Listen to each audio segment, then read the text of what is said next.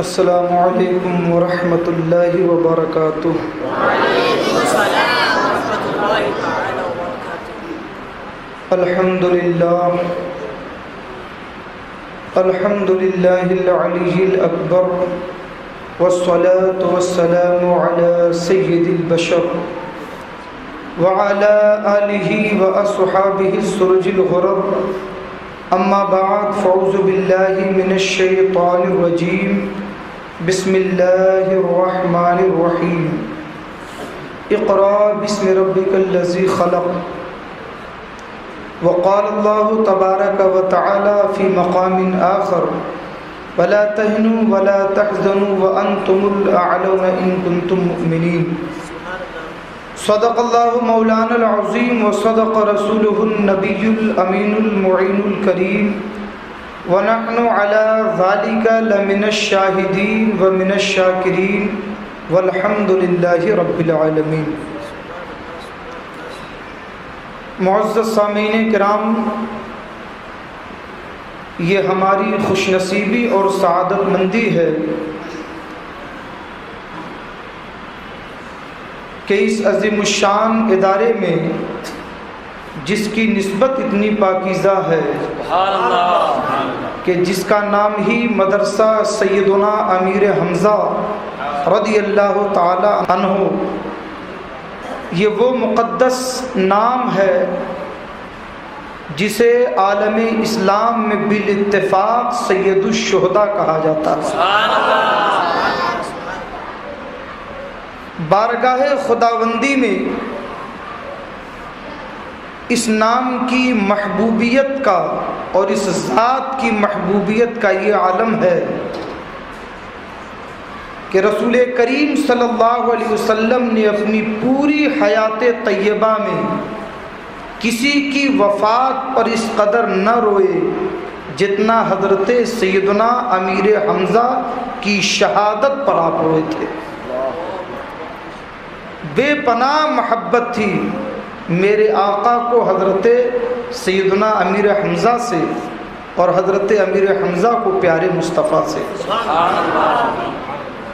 تو الحمدللہ ہم اور آپ اللہ کے گھر میں اس کے محبوب کا ذکر سن رہے ہیں، اور ایسے مدرسے کے تعلق سے کہ جس کا نام مدرسہ امیر حمزہ ہے۔ پروردگار عالم ہم سب کی حاضری کو قبول فرمائے اور اس مجلس پاک کو ہمارے اور آپ کے لیے نجات کا ذریعہ بنائے۔ میرے لیے یہ بڑے خوشی کا موقع ہے کہ بعض شاگرد ایسے ہوتے ہیں کہ جن پہ اساتذہ ناز کرتے ہیں۔ یوں تو بہت سارے طلبہ پڑھ کے چلے جاتے ہیں، مگر کچھ طلبہ ایسے بھی ہوتے ہیں کہ جن پہ استاذ کو فخر ہوتا ہے۔ اور آج میں برملہ اس بات کا اظہار کر رہا ہوں کہ حضرت مولانا نور الحسن صاحب قبلہ مد ظلہ العالی یہ ان شاگردوں میں ہیں جن کا نام لیتے ہوئے ہمیں فخر محسوس ہوتا ہے۔ پروردگار عالم اپنے حبیب مکرم صلی اللہ علیہ وسلم کے صدقے میں انہیں سلامت رکھے اور خلوص کے ساتھ دین و سنیت کی خدمت کرنے کی توفیق عطا فرمائے۔ آپ نے اپنے ماتھے کی نگاہوں سے دیکھا کہ ایک عمارت کے اعتبار سے بڑا ہی مختصر مدرسہ، مگر کام کتنا شاندار کیا ہے۔ آپ کو حافظ بھی دیا، عالم دین بھی دیا ہے، اور یہ تو سنت ہے مسجد نبوی شریف کی کہ میرے آقا نے جس دن مسجد نبوی کو قائم کیا اسی دن اس میں ایک مدرسہ بھی قائم کیا، اور یہ مدرسہ بھی اس مسجد سے متعلق ہے، تو انشاءاللہ فیضان تو بارگاہ مصطفیٰ سے آئے گا ہی، اور یہ وہی کا فیضان ہے جو آپ اپنے ماتھے کی نگاہوں سے دیکھ رہے ہیں۔ پروردگار عالم ہم سب کو دین و سنیت کی خدمت کی توفیق عطا فرمائے، اس مدرسے کو دین دونی رات چوگونی ترقی عطا فرمائے۔ اب آئیے عشق و محبت میں ڈوب کر نہایتی ادب و احترام کے ساتھ بارگاہ مصطفیٰ صلی اللہ علیہ وسلم میں درود و سلام کا نذرانہ پیش کر لیں۔ پڑھیے اللہم صلی علی سیدنا و مولانا و ملیانا محمد معدن الجود والکرم وعلی آلہ و صحابہ بارک وسلم۔ صلاۃ و سلام علیک یا رسول اللہ، صلاۃ و سلام علیک یا حبیب اللہ۔ آپ اپنے ماتھے کی نگاہوں سے دیکھ رہے ہیں کہ شہر مالیگاؤں کے علم و حکمت کے آفتاب و ماہتاب علماء اہل سنت کا ایک مقدس قافلہ اسٹیج پہ رونق ہے، رونق افروز ہے۔ آپ ان کے چہرے زیبا کی زیارت کریں۔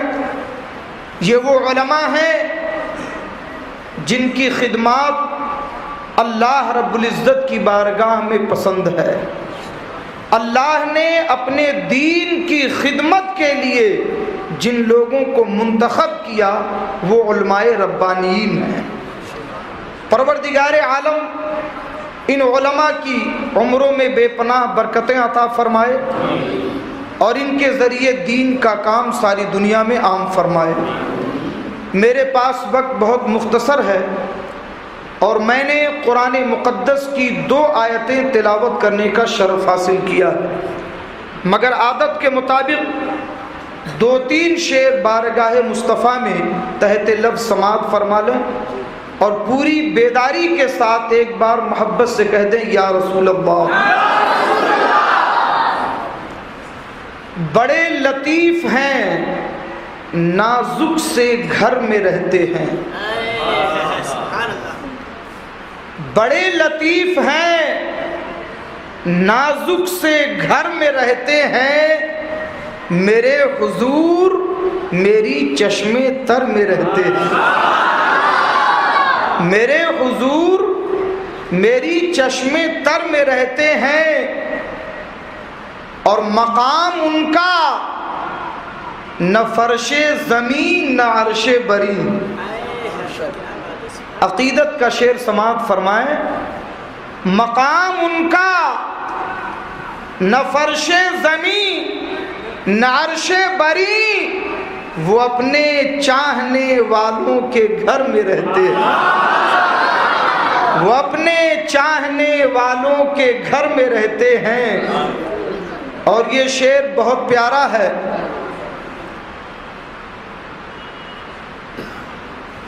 مقام ان کا نہ فرش زمین عرش بری، وہ اپنے چاہنے والوں کے گھر میں رہتے ہیں۔ اور اللہ کے نبی سید عالم صلی اللہ تعالی علیہ وسلم کو کچھ لوگ ناپنے کی کوشش کرتے ہیں، مگر پروردگار عالم نے ان کے فیض یافتہ بزرگوں کا مقام اتنا بلند کیا کہ ان کی منزلوں کو کوئی سمجھ نہیں سکتا، تو مصطفیٰ جان رحمت کے مقام کو کیا نہ دے گا۔ تو میرے بھائیوں، میں نے قرآن مقدس کی 2 آیتیں تلاوت کرنے کا شرف حاصل کیا ہے۔ پروردگار عالم قرآن مجید میں ارشاد فرماتا ہے وَلَا تَهْنُوا وَلَا تَحْزَنُوا وَأَنْتُمُ الْأَعْلَوْنَ إِن كُنتُم مُؤْمِنِينَ۔ سستی نہ کرو، غم نہ کھاؤ، پریشان نہ ہو، کامیابی تمہارے ہی قدم چومے گی، شرط یہ ہے کہ تم مومن کامل بن جاؤ۔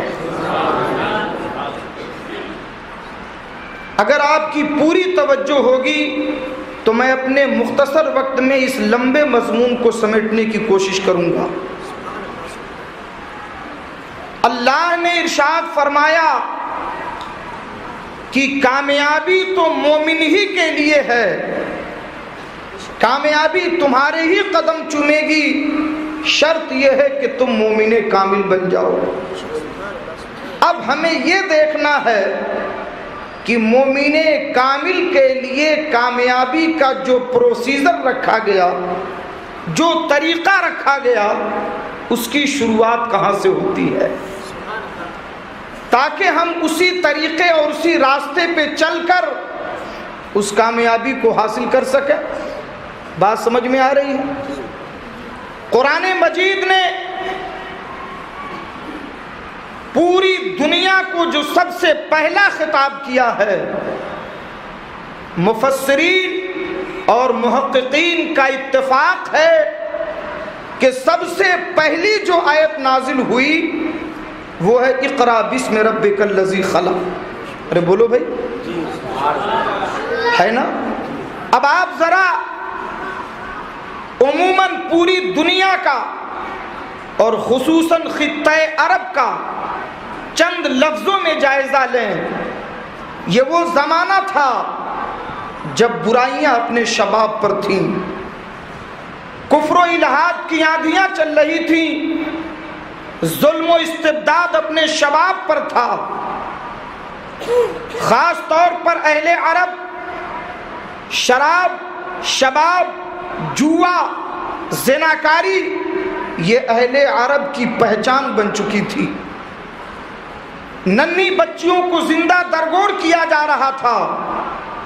غالباً ایسی کوئی برائی نہ تھی جو عربوں کے اندر در نہ آئی ہو، مگر حیرت کی بات ہے کہ اللہ کا وہ آخری کلام جو آخری پیغمبر پر نازل ہوا، ہمارا عقلی تقاضا یہ کہتا ہے کہ اتنی ساری برائیاں تھیں، قرآن تو لوگوں کو برائیوں سے بچانے کے لیے آیا ہے، قرآن تو ہدایت کا راستہ دکھانے آیا ہے، قرآن تو انسانیت کی معراج کا سبق پڑھانے آیا ہے، تو جو برائیاں تھیں اس کے خلاف پہلے قرآن آواز اٹھاتا، زنا کے خلاف، چوری کے خلاف، بد کرداری کے خلاف، شراب کے خلاف، مگر قرآن نے جو سب سے پہلا خطاب کیا، اقرا بسم ربک الذی خلق، پڑھو اپنے رب کے نام سے جس نے تمہیں پیدا کیا،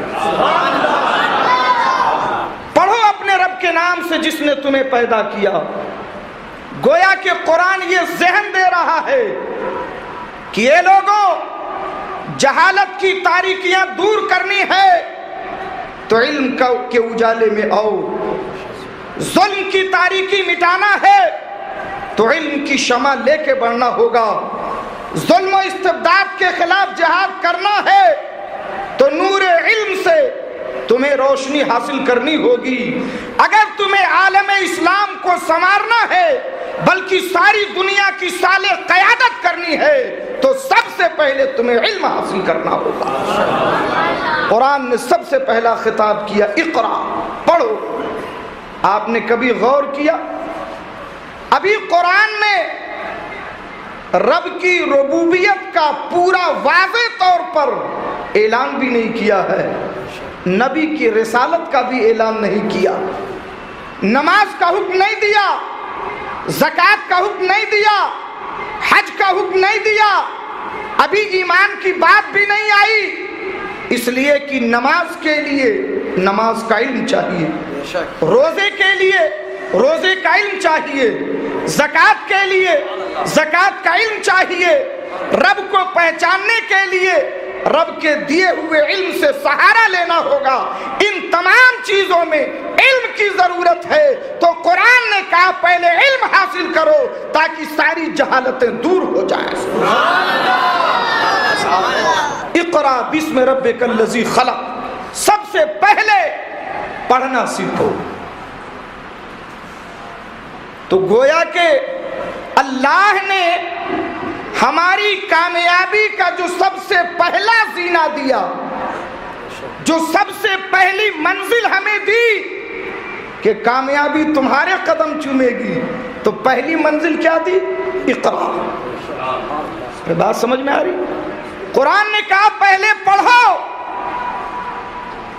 جسے قرآن نے तरक्की और कामयाबी की पहली मंजिल करार दिया। अफसोस ये है कि हम उसे बहुत दूर छोड़ आए हैं, बहुत दूर छोड़ आए हैं। आपने इल्म की अहमियत को समझा नहीं। दर्स कुरान ना अगर हमने भुलाया होता, ये जमाना न जमाने ने दिखाया होता। आज हमारी तबाही का एक बहुत अहम सबब यह है कि हम इल्म की रोशनी से बहुत दूर जा चुके हैं। सिर्फ दीन का इल्म नहीं बल्कि दुनिया का इल्म भी हमारे पास नहीं।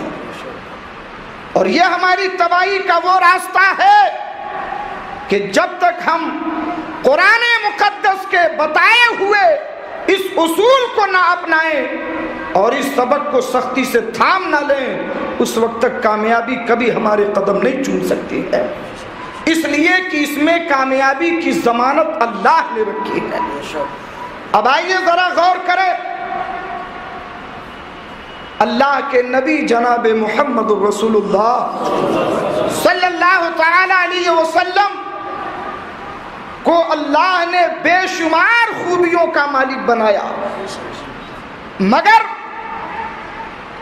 परवरदिगारे आलम ने आपका जो आलमी तारुफ पेश फरमाया है, उसमें एक शानदार तारुफ ये है, वयुअल्लिमुहुमुल किताब वल हिकमा। ये वो नबी है जो लोगों को इल्म व हिकमत सिखाते हैं, और ऐसा सिखाया कि देखो जरा, नबी सफर में हैं तो पढ़ा रहे हैं, नबी हजर में है तो पढ़ा रहे हैं, मस्जिद नबवी में है तो पढ़ा रहे हैं, घर के अंदर है तो घर की औरतों को पढ़ा रहे हैं, मैदान जिहाद में है तो सहाबा को पढ़ा रहे हैं, रात की तारीकी में है तो पढ़ा रहे हैं, दिन के उजाले में है तो पढ़ा रहे हैं।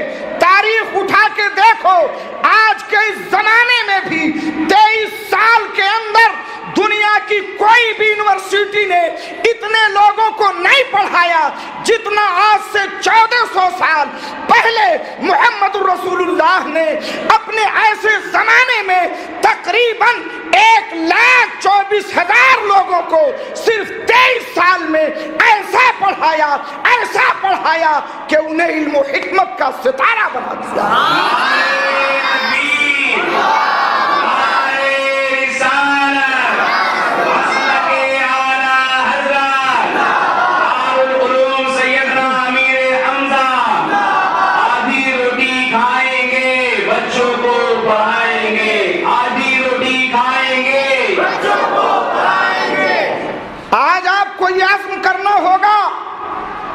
कि हमने जो सबक कुरान का भुला दिया है, आज हम उस सबक की तरफ वापस आएंगे।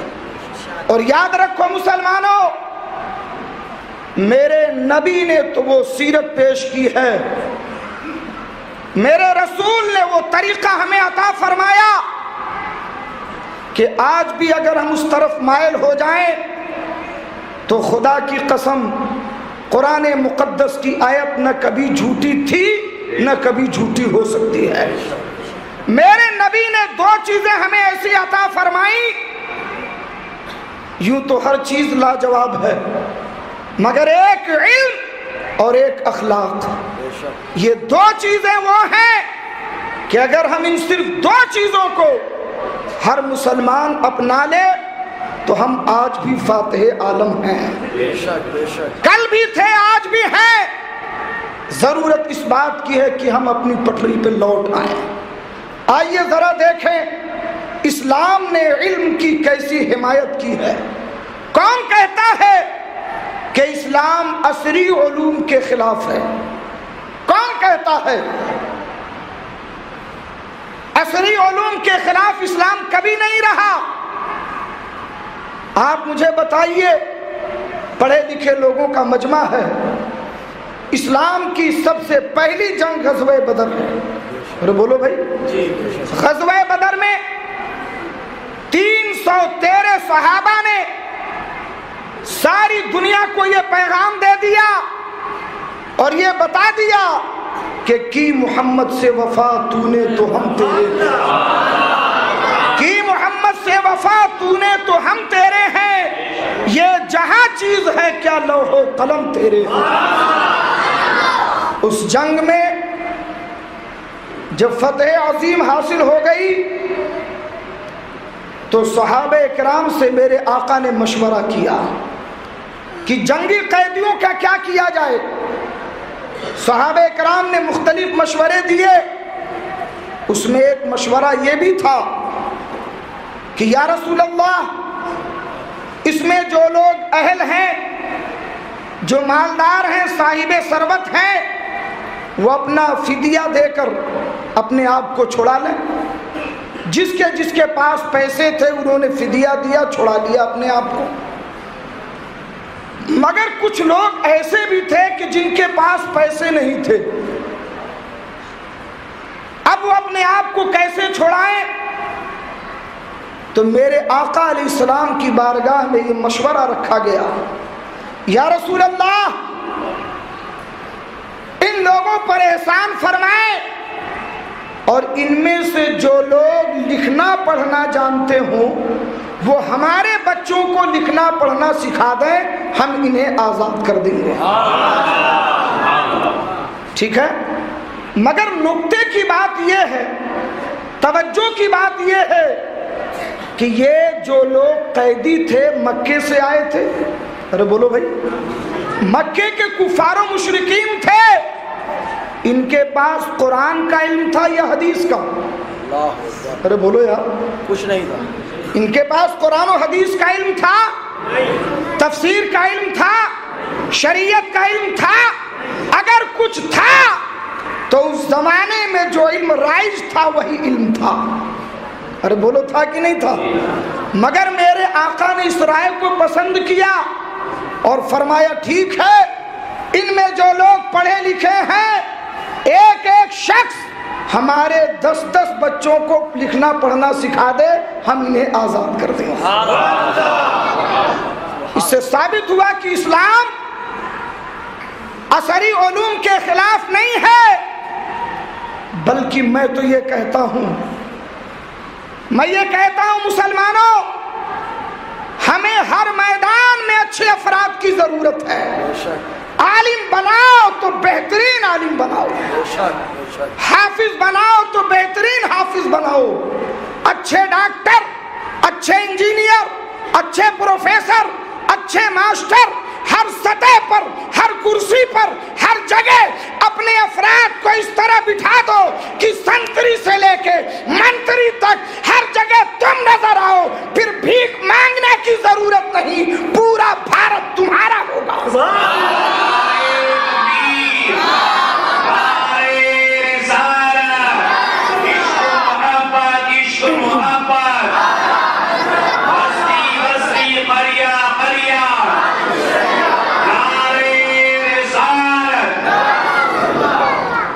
آپ دولت کو جمع کرنے میں لگے ہیں،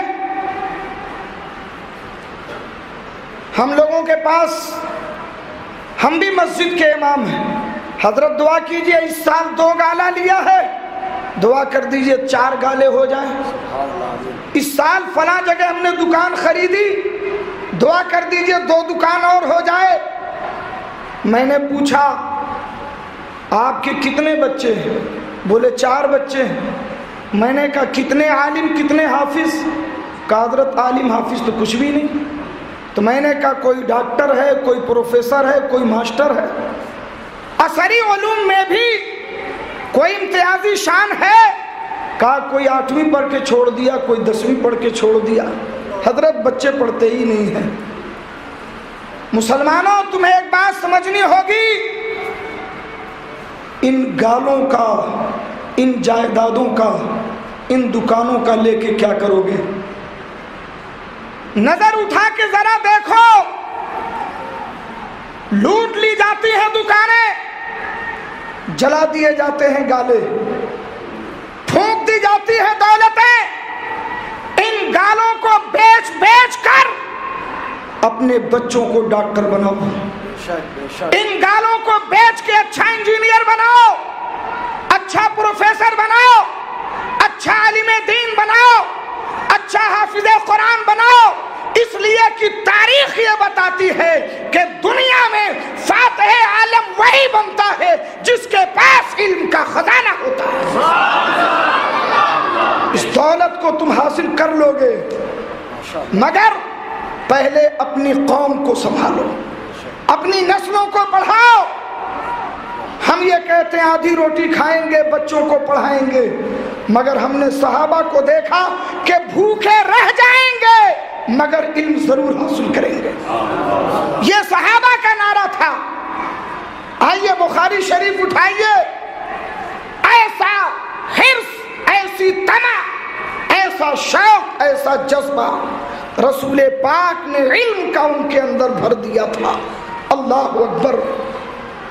कि हम ये देखते हैं हजरत अबू अय्यूब अंसारी रदी अल्लाह ताला अन्हो मेज़बान रसूल हैं। ये वो सहाबी रसूल जिन्हें रसूल पाक अलैहिस्सलाम ने अपनी मेज़बानी के लिए मुंतखब किया। उनके घर मेरे आका तशरीफ फरमा हुए, बड़े पाए के सहाबी, बड़ा आला मकाम, 70 साल से ज्यादा उम्र हो चुकी है। शौक इल्म दिखा रहा हूं, इल्म का शौक, दीन के इल्म की अहमियत को समझो। हजरत अबू अय्यूब अंसारी रदी अल्लाह ताला अन्हो हैं। मेरे आका से हजारों हदीसें आपने सुनी, मगर मोमिन के ऐब को छुपाने के ताल्लुक से एक हदीस आपने सुनी थी मगर अल्फाज भूल गए थे। मेरे आका की हदीस याद है मगर अल्फाज भूल गए कि लम्हाए मुबारक से कौन से अल्फाज निकले थे। थोड़ा शक हो रहा था, थोड़ा सा शक कि ये फरमाया या ये फरमाया। अब उतना सा इल्म हासिल करना है कि मेरे आका के जुबाने पाक से कौन से अल्फाज निकले थे। आपने अपने जहन पे गौर किया कि मेरे आका ने जब ये हदीस सुनाई थी उस वक्त उस मजलिस में कितने लोग मौजूद थे। 4-5 लोगों के नाम याद आए मगर उनमें से किसी का पता न चला। एक सहाबी रसूल का पता चला जिनका नाम हजरत उक़बा इब्न आमिर अंसारी है, मगर वो भी उस जमाने में मदीने तैयबा से कूच करके मिस्र में जाके रहने लगे थे। मदीने तैयबा कहाँ है और मिस्र कहाँ है? 70 साल से ज्यादा उम्र हो गई। जब पता चला कि उक़बा इब्न आमिर मिस्र में रहते हैं तो शौक़ इल्म मैं अपने तलबा को भी इस हदीस के हवाले से नसीहत कर रहा हूँ और आपको भी। हुसूल इल्म की कोई उम्र नहीं होती। देखिए हजरत अबू अय्यूब अंसारी 70 साल के ज्यादा उम्र होने के बाद आपने मदीने तैयबा से मिस्र का सफर किया सिर्फ इसलिए कि हदीस, ये नहीं कि हदीस भूल गए, हदीस याद है, हदीस याद है, मजमून याद है, मसला याद है, मगर वो अल्फाज जो मेरे नबी की जुबान से निकले थे उसमें शक पैदा हो गया कि आखिर वो कौन से अल्फाज थे। उसको हासिल करने के लिए आपने मदीने तैयबा से मिस्र का सफर किया। मिस्र का सफर किया। जब मिस्र में लोगों को पता चला कि हजरत अबू अय्यूब अंसारी मेजबान रसूल तशरीफ ला रहे हैं, पूरे शहर में लोग खुशी से झूमने लगे। उस जमाने में जो मिस्र के गवर्नर थे वो दौड़े हुए गवर्नर हाउस से बाहर निकले और कहा कि हुजूर गवर्नर हाउस में तशरीफ ले चलें, ये हमारी सआदतमंदी है कि आप तशरीफ लाए, ये हमारी सआदतमंदी। मगर हजरत अबू अय्यूब अंसारी ने कहा अगर तुम मेरी कोई मदद करना चाहते हो तो उक़बा इब्न आमिर का घर बता दो। गवर्नर हाउस में दाखिल नहीं हुए, बल्कि सवारी से उतरे भी नहीं। कहा मुझे अक़बा इब्न आमिर का घर बताओ। आपने खादिम को साथ लगा दिया, अक़बा इब्न आमिर के घर पहुंचे। जब घर पहुंचे तो अक़बा इब्न आमिर खुशी से तड़प गए कि आज मेज़बान रसूल मेरे घर आए हैं। बाहर निकले, बाहें फैलाए हुए, मुआनका किया। कहा हुजूर घर में तशरीफ ले चलें। कहा वो बाद में कहना, पहले ये बताओ कि हम भी मौजूद थे, तुम भी मौजूद थे। मेरे आका ने एक मौके पर मोमिन के ऐब को छुपाने के बारे में एक हदीस सुनाई थी। क्या वो हदीस तुम्हें याद है? क्या वो हदीस तुम्हें याद है? अक़बा इब्न आमिर ने कहा हाँ मुझे वो हदीस याद है, मैंने रसूल पाक सल्लल्लाहु अलैहि वसल्लम से सुना था। मेरे आका ने फरमाया था, मन सतर मोमिनन फिद दुनिया सतरहुल्लाहु तआला यौमल क़ियामा। जिसने किसी मुसलमान के किसी ऐब को दुनिया में छुपाया, अल्लाह उसका ऐब क़यामत के दिन छुपाएगा। अल्लाह उसका ऐब क़यामत के दिन छुपाएगा। ये मेरे आका ने फरमाया। इतना सुनना था, हजरत अबू अय्यूब अंसारी की आंखों से आंसू जारी हो गए।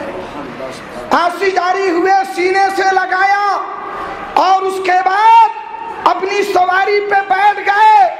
रावी फरमाते हैं वमा हल्ला रहला, आपने अपना कजावा भी नहीं खोला, वहीं से वापस हुए और कहा अक़बा इब्न आमिर, कोई बदगुमानी दिल में पैदा ना करना। मैं सिर्फ इसलिए नहीं रुक रहा हूं ताकि मेरा ये सफर सिर्फ रसूल पाक की हदीस के हुसूल के लिए हो। मैं किसी और काम में इस सफर को नहीं लगाना चाहता ताकि क़यामत के दिन मुझे इसका सवाब मिल सके। ये सहाबे किराम का ज़ौक़े इल्म है। और आप जरा देखो, इसी ज़ौक़े इल्म ने, नबी पाक की सच्ची मोहब्बत ने और नबी के इरशाद पर अमल करने ने उन्हें सिर्फ 50 साल के अंदर 1/3 दुनिया पर उन्हें काबिज कर दिया। अल्लाह ने वो अज़मतें अता फरमाई। सहाबे किराम की तारीख आप पढ़ेंगे तो आपको हैरत होगी कि ये लोग किस कदर ज़ौक़े इल्म से लैस थे। हज़रत उमर बिन ख़त्ताब रज़ी अल्लाह ताला अन्हु, बुखारी शरीफ में है कि उस ज़माने में लोग बड़े तंगदस्ती के शिकार थे। अब मामला ये था कि एक तरफ हुजूर की बारगाह में रहे तो इल्म हासिल करें, और अगर हुजूर की बारगाह में ही बैठे रहे तो फिर खाने कमाने का मामला कैसे चलेगा, है ना? बाल बच्चों को भी देखना है, घर गृहस्थी भी चलानी है। तो हजरत उमर फारूक रज़ी अल्लाह ताला अन्हु बड़े परेशान हुए कि इस मसले का हल कैसे निकले। घर भी चलाना है, इल्म भी हासिल करना है। तो आपने एक अंसारी सहाबी से दोस्ती की और फरमाया कि सुनो, एक काम करते हैं कि हमारे और तुम्हारे सामने मसला एक, परेशानी एक जैसी है।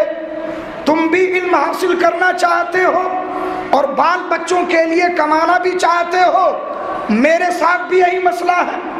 मगर हम दोनों अगर हुजूर की बारगाह में रहें तो इल्म हासिल हो जाएगा, मगर बाल बच्चों के लिए कमाएंगे कैसे? और कमाने चले जाएं तो इल्म नहीं हासिल होगा। तो एक काम करो कि हम तुम्हारे साथ ये मुआहदा करना चाहते हैं कि एक दिन तुम हुजूर की बारगाह में रहो सुबह से शाम तक और इल्म हासिल करते रहो, मैं बाहर जाके कमाऊं। शाम को हमारी मुलाकात होगी इशा की नमाज में, तो इशा के बाद तुमने जो कुछ सीखा वो मुझे सिखा देना। और दूसरे दिन तुम कमाने जाओगे और मैं हुजूर की बारगाह में रहूंगा। फिर शाम को मुलाकात होगी तो जो कुछ मैंने सीखा है वो मैं तुम्हें सिखा दूंगा। इस तरीके से हम दोनों के घर की भी गाड़ी चलेगी اور حضور کی بارگاہ سے علم بھی حاصل کرتے رہے۔ میرے بھائیوں، آپ ذرا دیکھیں کہ قرآن نے ترقی کا جو پہلا زینہ دیا ہے، پہلی منزل، صحابہ کتنی سختی کے ساتھ اس پر قائم ہیں، کتنی سختی کے ساتھ۔ آج ہم اور آپ اپنے حالات کا جائزہ لیں، ہم تھوڑی سی پریشانی میں اپنے بچوں کی پڑھائی چھڑا دیتے ہیں، ان کی تعلیمی سلسلے کو منقطع کر دیتے ہیں۔ میرا نظریہ یہ ہے، آنے والے بھارت کو دیکھو، اپنی نسلوں پر احسان کرو، انہیں علم کے زیور سے آراستہ کرو۔ یاد رکھنا مسلمانوں، علم وہ چیز ہے جو جھکنے پہ مجبور کر دیتی ہے، علم وہ چیز ہے جو انسان کو مجبور کر دیتی ہے۔ ہم لوگ سفر کرتے ہیں، بہت سارے معاملات ایسے پیش آتے ہیں، ابھی وقت نہیں کہ میں تفصیل میں آپ کو کچھ بتا سکوں، مگر ایک بات میں آپ کو بتاؤں۔ ایک بار اتفاق سے ممبئی سے دہلی جانا ہوا، ہماری سیٹ ایسے لوگوں کے ساتھ تھی کہ جو نہایت ہی کٹر قسم کے، وہ لوگ متاثر تھے، بڑی عصبیت والی ذہنیت کے مالک، ان کے طور طریقے انداز سے، یعنی مجھے اس جگہ سیٹ لے کے افسوس ہو رہا تھا کہ میں کیوں ان لوگوں کے ساتھ بیٹھ گیا۔ ایسا رویہ وہ اپنا رہے تھے، مگر اللہ تعالی اس طرح اپنے بندوں کو عزت عطا فرماتا ہے۔ شام ہوئی، ان میں سے ایک کے پیٹ میں شدید درد شروع ہوا، اتنا درد شروع ہوا کہ درد بڑھتا ہی چلا گیا۔ پہلے تو ضبط کیا، پھر وہ چلانے لگا، سیٹ سے اتر کے زمین پہ لوٹنے لگا، دوائیاں کھلائی گئیں، گانٹ سے دوائی لی گئی، یہاں تک کہ کسی ڈاکٹر کو بلایا تلاش کر کے، اس نے دوائی دی، مگر تقریباً رات کے 2 بجے اس کی حالت ایسی ہو گئی کہ وہ مرنے کے قریب ہو گیا، مرنے کے قریب ہو گیا۔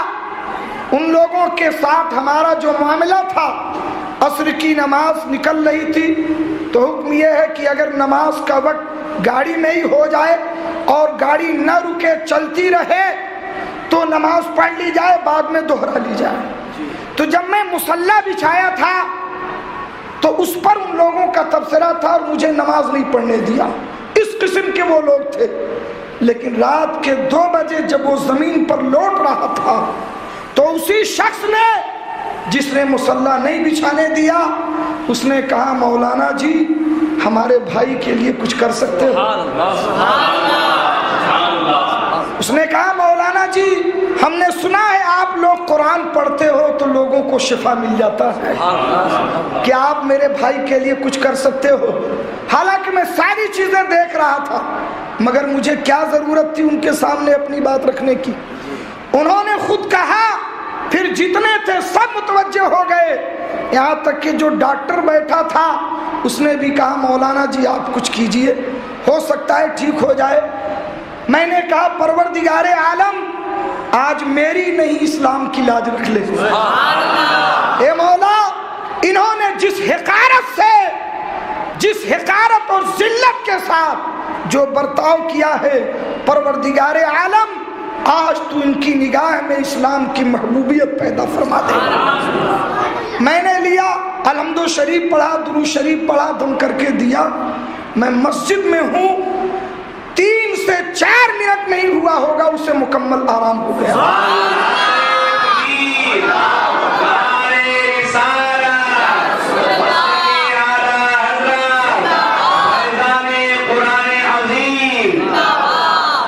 صبح میں جب ہم لوگ دلی پہنچے، وہی لوگ جو صرف داڑھی ٹوپی اور اس لباس کی وجہ سے نفرت کر رہے تھے، ان میں کا ہر شخص پاؤں چھونے کے لیے بےتاب تھا۔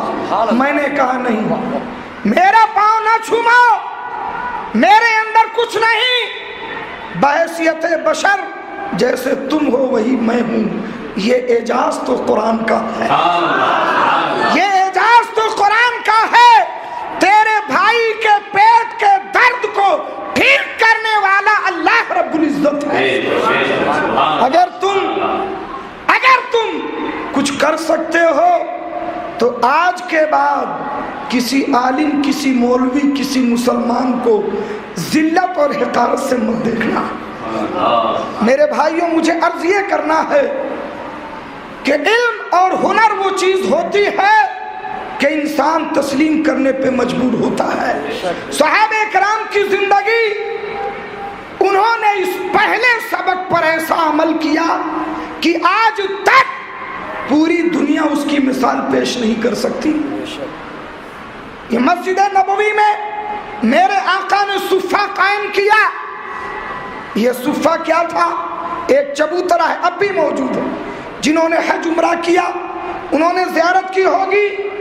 ये वही जगह है जहां सहाबे कराम को मेरे आका पढ़ाते थे। कुरान का इल्म, हदीस का इल्म, शरीयत का इल्म, फ़िक़्ह का इल्म मेरे आका उन्हें पढ़ाते थे। तकरीबन 950 सहाबा उस मदरसे से पढ़ के फारिग हुए। यहाँ पे सहाबे कराम जिनके पास कुछ भी ना था, घर मकान नहीं, दौलत नहीं, कुछ नहीं, वो इस चबूतरे पे पड़े रहते। मेरे आका की बारगाह में अगर सदका आता तो मेरे आका उन्हें खिला देते, हदिया आता, तोहफा आता तो खुद भी खाते और उन्हें भी खिलाते। इसके अलावा उनका कोई जरिए माश नहीं था। न किसी के सामने हाथ फैलाते, न आजिज़ी करते, न मांगते, न किसी के दरवाजे पे जाते। ये रसूल पाक के तलबा थे। नबी की बारगाह में इल्म हासिल करने वाले हजरत अबू हुरैरा फरमाते हैं, बुखारी शरीफ में है कि एक दिन ऐसा हुआ कि कई वक्त फाकों के गुजर गए। 3 दिन का जमाना गुजर गया, एक लुकमा मुंह में नहीं गया, मगर पढ़ाई में कोई नुकसान नहीं आया। चबूतरा छोड़ के घर नहीं गए, पढ़ते रहे। आधी रोटी भी पेट में नहीं है मगर इल्म हासिल कर रहे हैं। 3 दिन का जमाना गुजर गया, खाने को कुछ ना मिला। एक दिन हजरत अबू हुरैरा फरमाते हैं कि मैंने कहा, मेरे आका ने मांगने से मना किया। मेरे आका ने तो ये फरमाया, अल यदुल उलिया खैरुम मिनल यदिस सुफला, ऊपर वाला हाथ नीचे वाले हाथ से बेहतर। मेरे आका ने देने का हुक्म किया, दिया करो, मांगने से बचा करो। तो अब मांग तो सकते नहीं, गैरत थी, गैरत इल्म, गैरत इश्क, गैरत ईमान। नबी के सहाबी फरमाते, मेरे जहन में एक तरकीब आई और मैं उस जगह जाके खड़ा हो गया जहां से आम तौर पे लोग गुजरते थे। जैसे हमारे यहाँ चौराहा होता है, कहीं भी कोई निकलेगा चौराहे पे पहुंचेगा। फरमाते, मैं एक प्लान करके जाके खड़ा हो गया। मैंने कहा कि अगर कोई आएगा तो सलाम करूंगा, जब मैं सलाम करूंगा वो जवाब देंगे तो उनकी नजर मेरे चेहरे पे पड़ेगी, तो मेरी कैफियत का अंदाजा होगा। तो हो सकता है कोई अल्लाह का बंदा अपने साथ ले जाए और कुछ खाने की चीज दे दे। आप जरा देखें, भूख से तड़प रहे हैं, पेट पे पत्थर बंधे हैं, मगर मांगने के लिए हाथ नहीं फैला सकते। ये नबी की बारगाह के पढ़ने वाले तलबा हैं। हजरत अबू हुरैरा खड़े हो गए चौराहे पर। क्या देखा? थोड़ी दूर से यारे गारे मुस्तफा हजरत सैयदना अबू बकर सिद्दीक तशरीफ ला रहे। देखा तो खुश हो गए। जब करीब पहुंचे तो बहुत जोर से सलाम किया, अस्सलाम वालेकुम। जोर से सलाम इसलिए किया कि किसी तवज्जो, किसी मामले में मुनहमिक हो, किसी सोच में हो तो तवज्जो हमारी तरफ हो। जोर से सलाम किया। انہوں نے سر جھکائے جھکائے سلام کا جواب دے دیا. کہا یار یہ تو داؤ بیکار ہو گیا, میں نے جو سوچا تھا وہ تو ہوا ہی نہیں. انہوں نے سر جھکائے جھکائے جواب دے دیا. پھر ایک ترکیب آئی, جب اور قریب آئے کہا حضور ذرا ایک مسئلہ بتا دیجئے, مجھے ایک مسئلہ پوچھنا ہے آپ سے. سوچا کہ مسئلہ پوچھوں گا تب تو اوپر دیکھیں گے, مگر وہ اللہ کے بندے سر جھکائے جھکائے مسئلے کا جواب دیا چلے گئے. کہ میں نے سوچا یار اب کیا کیا جائے. پھر میں نے کہا چلو کوئی اور آئے گا. اتنی دیر میں دیکھا تو اشداء علی الکفار حضرت عمر فاروق تشریف لا رہے ہیں, فاروق اعظم تشریف لا رہے ہیں. کہنے لگے یہ تو ضرور دیکھیں گے, کیونکہ یہ چلتے ہیں تو ان کی نظر بھی بہت تیز ہوتی ہے.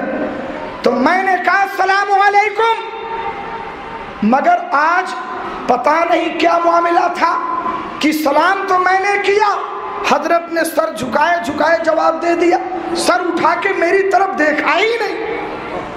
میں نے کہا اچھا ٹھیک ہے. اور قریب آئے تو میں نے کہا حضور مجھے قرآن مقدس کی یہ آیت ذرا بتا دیجئے. فرماتے انہوں نے سر جھکائے جھکائے آیت بتائی اور آگے بڑھ گئے. میں نے کہا یار اب کیا کروں میں, لگتا ہے آج کا دن بھی بھوک ہی میں جائے گا. کہ اچانک امید کی کرن روشن ہوئی.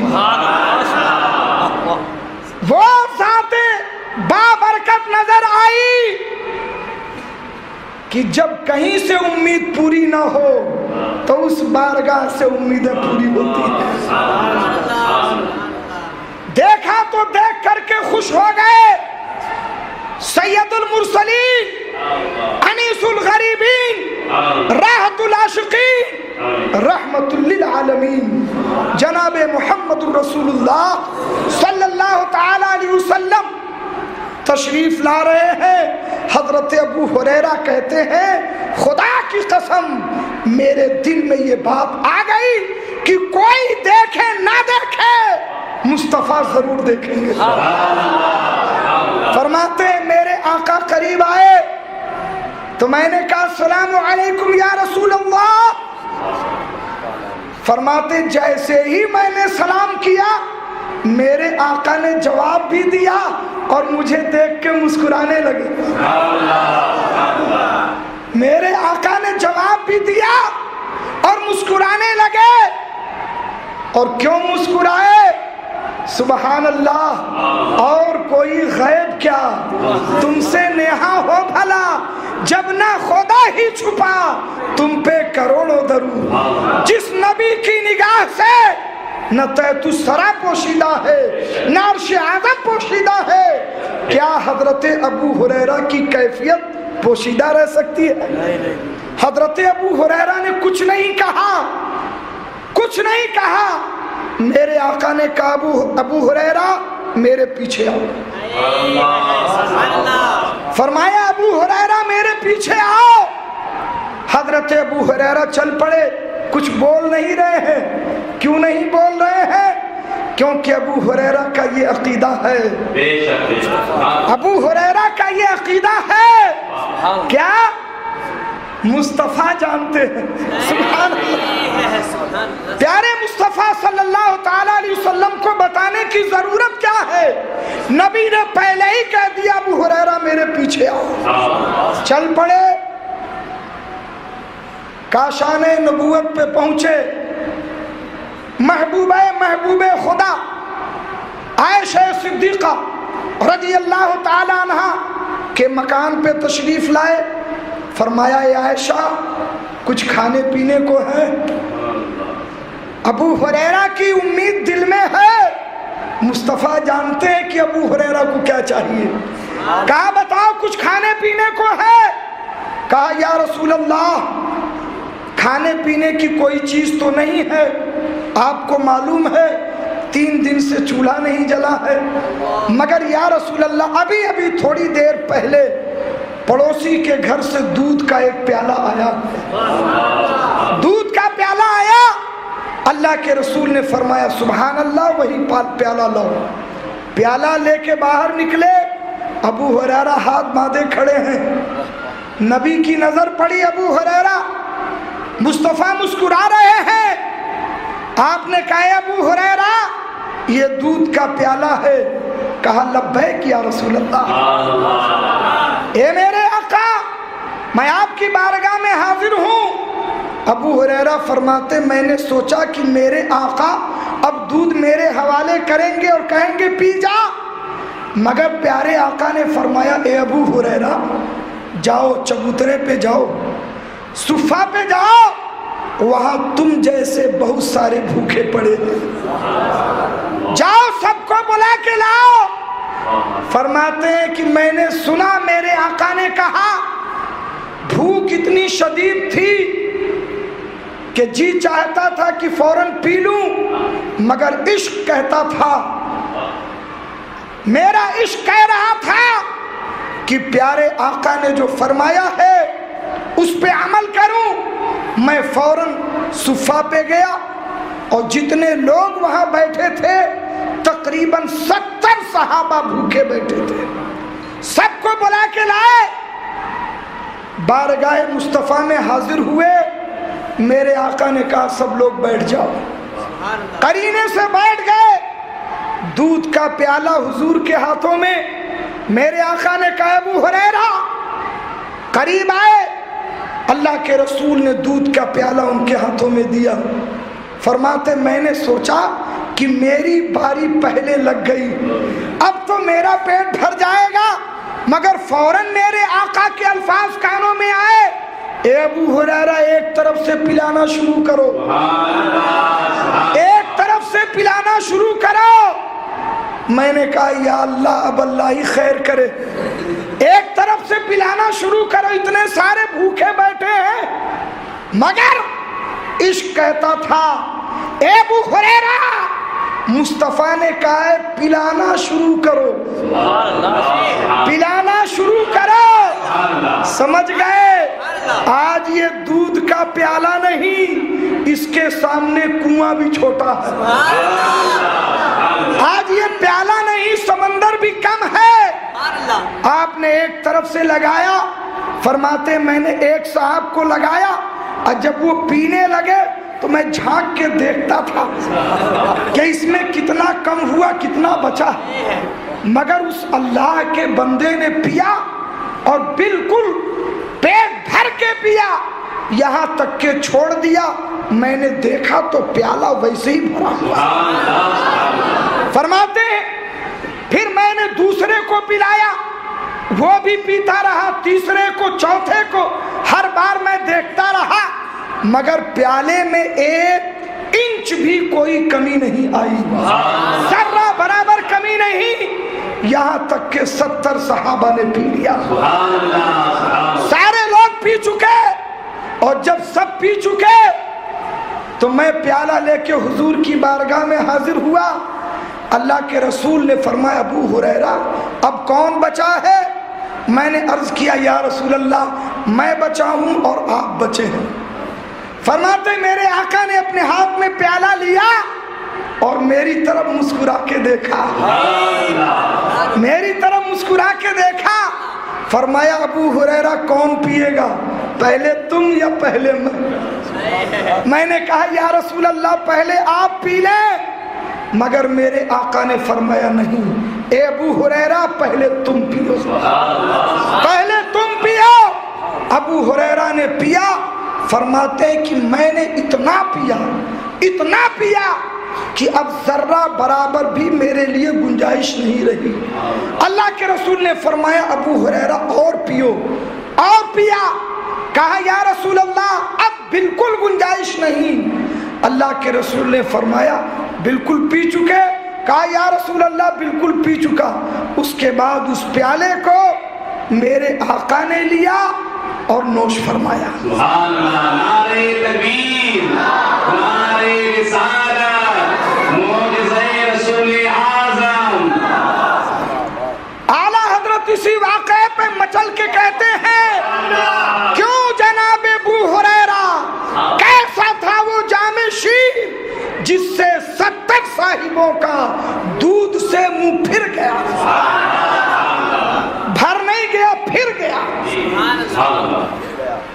طریقے چھوڑ دیے۔ اللہ کے رسول سید عالم صلی اللہ تعالی علیہ وسلم نے اپنے صحابہ کو پلا کے خود پیا۔ اس میں ایک نصیحت بھی کی ہے، بہت بڑی نصیحت، کہ جو قوم کا سردار ہو اسے سب کا خیال رکھنا چاہیے اور سب سے اخیر میں خود کھانا چاہیے۔ یہ بہت بڑی نصیحت ہے، اگر ہم اس پر عمل کریں تو محبتوں کے گلاب ہمارے سماج میں پیدا ہو جائیں گے۔ اس لیے بڑا نہیں بنایا جاتا کہ پہلے تم کھاؤ، پہلے تم آرام کرو، بلکہ سید القوم خادمہم، جو قوم کا آقا ہوتا ہے وہ قوم کا خادم ہوتا ہے۔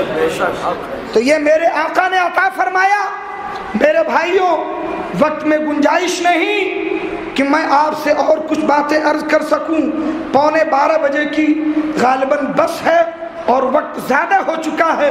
اخیر میں صرف ایک بات اور عرض کر کے رخصت ہو جاؤں گا۔ محبت سے درود شریف پڑھ لیجیے۔ اللہم صلی علی سیدنا و مولانا و مولانا محمد معدن الجود والکرم وعلی آلہ و صحابہ بارک وسلم صلاۃ و سلام علیک یا رسول اللہ۔ یہ مدرسہ دارالعلوم سیدنا امیر حمزہ، اور ابھی آج ہی کے دن میں دارالعلوم حنفیہ سنیہ وہاں بھی میں نے جا کے دیکھا۔ اس کے علاوہ اور بھی اہل سنت کے مدارس اس شہر میں ہیں۔ یہ سارے مدرسے آپ کی توجہ کے طالب ہیں۔ آپ ان مدرسوں کی قدر کریں۔ ایک عالم اگر آپ نے عالم ربانی بنا دیا، ایک عالم، تو خدا کی قسم رب کی رحمت کو جوش آ جائے تو ایک ہی عالم پورے مالے گاؤں کی بخشش کا ذریعہ بن جائے گا۔ ایک عالم دین دنیا میں سب سے پہلا باضابطہ مدرسہ، مدرسے کی عمارت اور مدرسے کے طرز پر نظام الملک طوسی نے بغداد میں قائم کیا۔ پہلا مدرسہ، اس سے پہلے مسجدوں میں تعلیم ہوتی تھی۔ پہلا مدرسہ دنیا کا کہ الگ عمارت الگ نام سے صرف مدرسے کے لیے، چونکہ وزیر تھا، بہت ساری رقم بادشاہ سے مختص کرائی، بہت بڑی عمارت بنائی، علماء کو بلایا، طلبہ آنے لگے، پڑھائی شروع ہوئی۔ تو میں ایک عرض کرنا چاہتا ہوں کہ یہ بچے جو ہوتے ہیں یہ بچے فرشتے نہیں ہوتے، غلطیاں ان سے ہوتی، ان میں الگ الگ ذہن کے ہوتے ہیں۔ ان کی شکایتیں لے کر کے لوگ علماء کے پاس پہنچتے ہیں، ان کی عمری ہے، ان کے ساتھ عفو درگزر کا معاملہ برتے، انہیں سمجھائیں۔ مگر بعض جگہوں پر تو لوگ مدرسے ہی کے مخالف ہو جاتے ہیں، طرح طرح کی باتیں، اتنی پریشانیاں۔ یہ مدرسہ چلانا آسان نہیں ہے، یہ تو مولانا نور الحسن جانتے ہوں گے، مفتی مدثر صاحب جانتے ہوں گے۔ یہ علماء جو مدرسہ چلا رہے ہیں ان سے پوچھئے کہ مدرسہ چلانا کتنی ٹیڑھی کھیر ہے۔ بڑے صبر آزما مراحل آتے ہیں، بہت برداشت کرنا پڑتا ہے، بڑا سنبھالنا پڑتا ہے۔ مجھے حضور حافظ ملت کا ایک واقعہ یاد آیا۔ ایک صاحب اپنے بچے کو لے کے آئے، کہا حضرت اس کا داخلہ کر لیجئے، بہت بدمعاش ہے، اتنا شریر ہے، مجھے بھی گالی دیتا ہے، اپنی ماں کو بھی گالی دیتا ہے، اپنے ہماری بیٹیوں کو، یہاں تک کہ پڑوسیوں کو بھی گالی دیتا ہے۔ حضرت سنتے رہے تو آپ نے کہا تو آپ یہ چاہتے ہیں کہ اب یہ مجھے گالی دے، میرے اساتذہ کو گالی دے، میرے طلبہ کو گالی دے، کیا چاہتے ہیں آپ؟ کہا حضرت، اب وہ بالکل خاموش ہو گئے۔ حضرت نے فرمایا اچھا ٹھیک ہے، گھبرائیے نہیں، آپ لائے ہیں تو یہاں جو آتا ہے وہ جکڑا ہوا ہوتا ہے، طرح طرح کی کمیاں اس کے اندر ہوتی ہیں، وہ بالکل حوادثات زمانہ اور تمام غیر علمی معاملات کا پلندہ ہوتا ہے، مگر یہ مدرسہ وہ ہے کہ جہاں اسے سیقل کیا جائے گا، اسے نکھارا جائے گا، اسے چمکایا جائے گا۔ تو مدرسے میں اس طریقے کے بھی بچے آتے ہیں تو وہ ایک دن میں فرشتہ بن جائے، یہ تو نہیں ہو سکتا۔ طلبہ ہی ہیں تو آپ حضرات شکایت کے بجائے ان کی حوصلہ افزائی کریں، انہیں سنواریں۔ بہت مشکل ہوتا ہے مدرسے کو سنبھالنا۔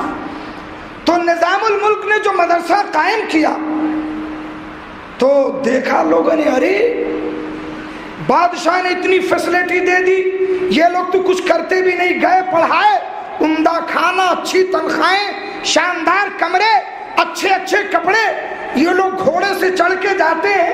اب کچھ لوگ حاسد پیدا ہوئے، کچھ لوگوں کی نظر میں وہ مدرسہ چڑھ گیا کہ یار کسی طریقے سے بادشاہ کو اس سے بدزن کرو۔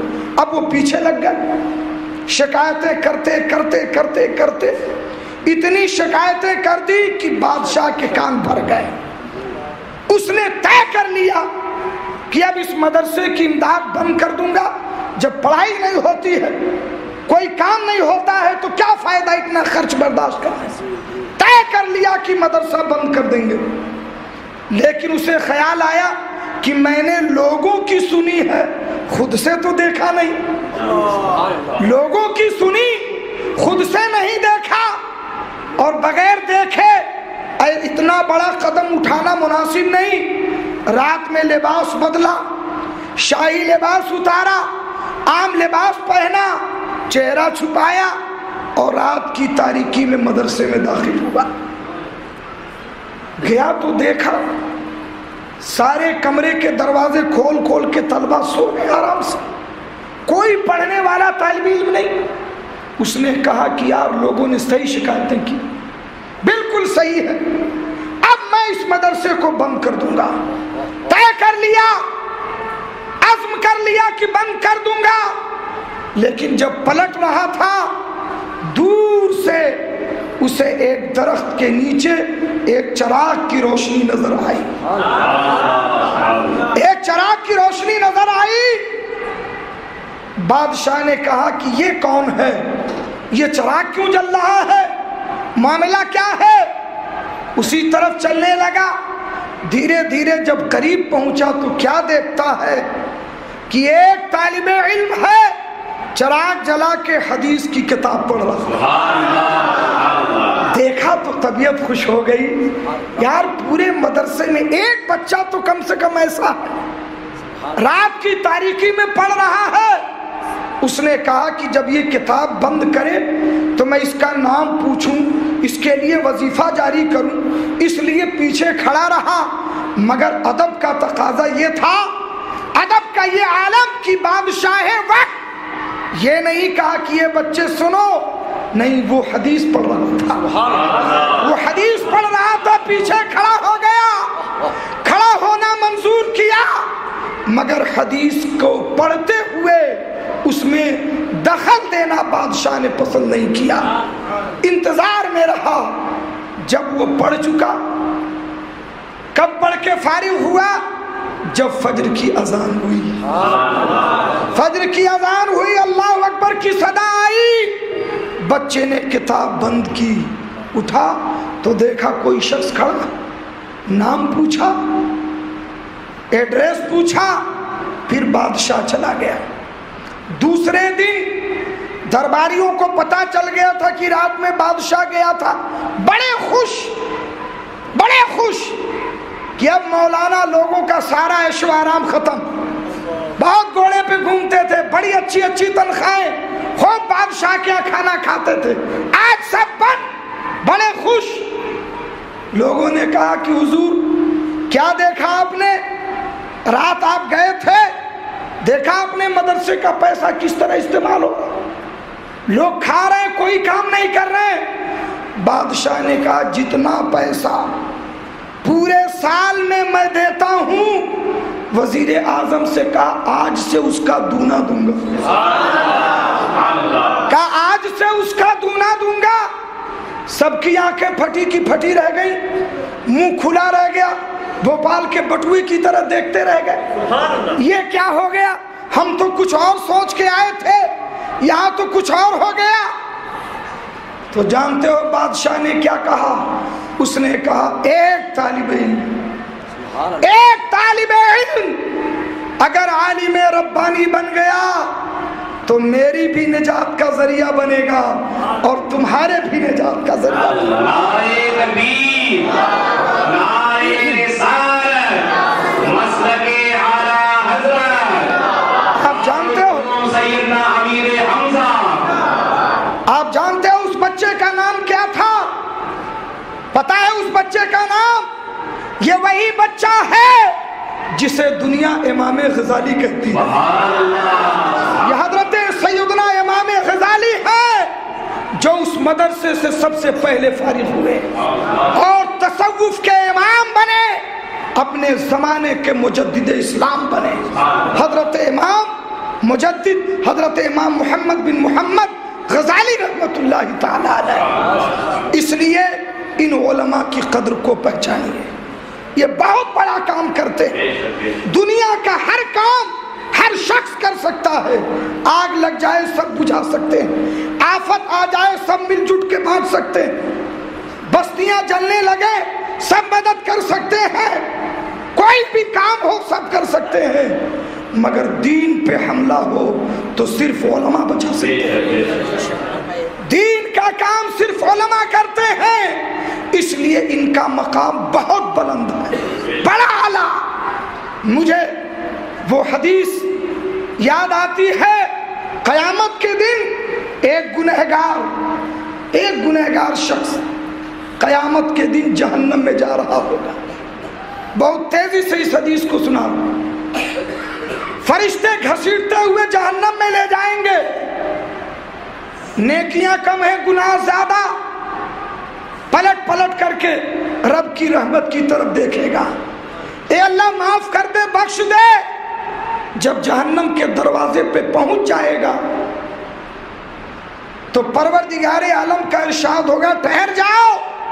حضرت جبریل سے فرمائے گا اے جبریل سل ہو حل اسمہ علی اسم عالم، کیا اس کا نام میرے دین کے کسی عالم کے نام پر ہے؟ ارے محبت سے بولیے۔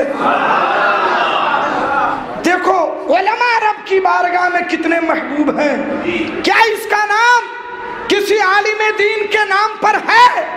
رب خوب جانتا ہے، رب سب جانتا ہے، لیکن آج علماء کی عزت افزائی، علماء کی قدر کو سارے محشر میں بتانا۔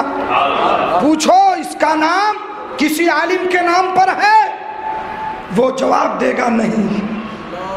ہم جس زمانے میں تھے وہ بڑا ترقی یافتہ زمانہ تھا، اس زمانے میں انگریزی نام رکھے جاتے تھے، ہمارے ماں باپ بہت انگریزی پڑھے لکھے تھے، اس زمانے میں گڈو پپو پنکو انجینئر یہ سب نام رکھے جاتے تھے۔ میرا نام ایسا نہیں تھا۔ وہ اپنے طریقے پہ اپنی بات کا جواب دے گا۔ اللہ ارشاد فرمائے گا اس سے پوچھو هل احب فی الدنیا عالما، سبحان اللہ سبحان اللہ، کیا اس نے دنیا میں کسی عالم سے محبت کی؟ کسی عالم سے محبت تھی دنیا میں؟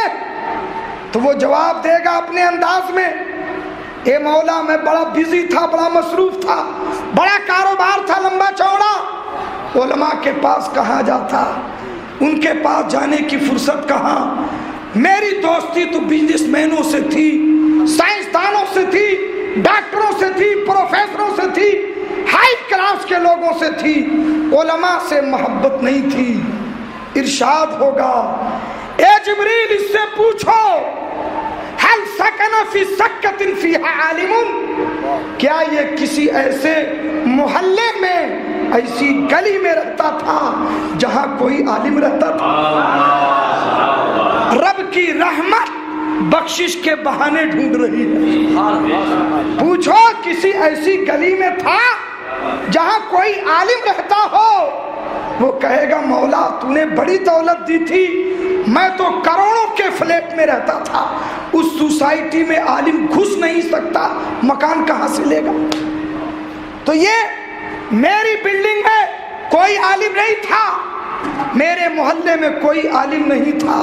اس سے آخری سوال ہوگا، حل احب رجلا احب عالما، کیا اسے کسی ایسے شخص سے محبت تھی جو شخص کسی عالم سے پیار کرتا؟ کیا اس کے دوستوں میں سے کوئی ایسا تھا جو کسی عالم سے محبت کرتا ہو؟ وہ کہے گا ہاں، اے پروردگار عالم، میرا ایک دوست تھا جو علماء کی مجلسوں میں جاتا تھا، ان کی تقریریں سنتا تھا، ان کے قریب رہتا تھا، ان کو تحفے تحائف دیتا تھا، ان کی بارگاہوں میں اٹھنا بیٹھنا تھا، ان کی باتیں آ کے ہمیں بتاتا تھا۔ اللہ رب العزت کا دریائے کرم جوش میں آئے گا، ارشاد ہوگا، اے جبریل، میں نے اپنے اس عالم کی حرمت کے صدقے میں اس کی خطاؤں کو معاف کر دیا، اسے جہنم سے نکال کے جنت